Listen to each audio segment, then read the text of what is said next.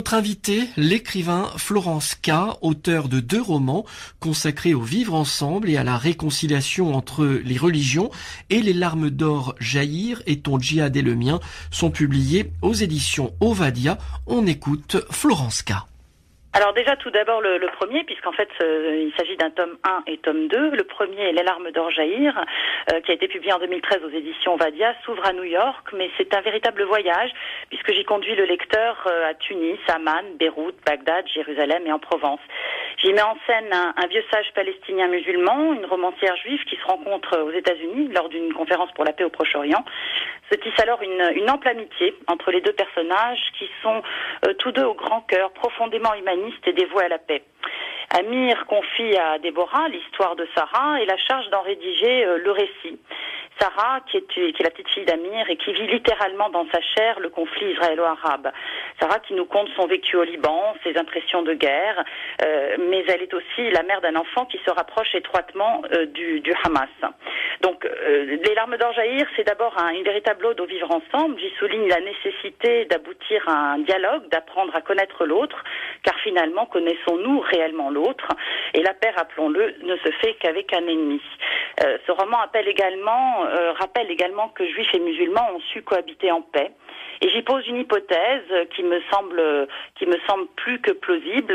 La femme dotée d'amour, de tolérance et d'acceptation, de par son rôle maternel, ne pourrait-elle pas venir au secours de la planète? Le mot djihad dans le titre de votre second livre, c'est pour rappeler finalement le sens véritable de ce mot qui est aujourd'hui à la une de l'actualité? Alors oui, Ton djihad est le mien se laisse entendre qu'il y a 2 formes de djihad.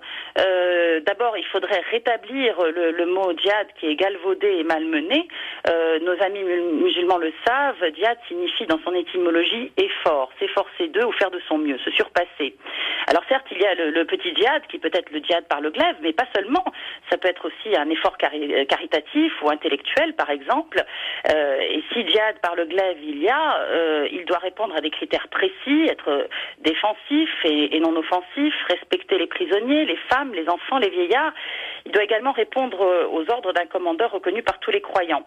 Et plus intéressant, évidemment, est le grand djihad, qui, lui, est un effort véritablement spirituel, une purification de son âme, un travail sur soi pour traquer les zones d'ombre que l'on abrite, que chacun de nous abrite spirituellement, et évidemment chasser ces zones d'ombre et mettre en lumière les zones de lumière, la pureté qu'il y a en nous. Vous avez été journaliste, vous avez notamment grandi au Liban.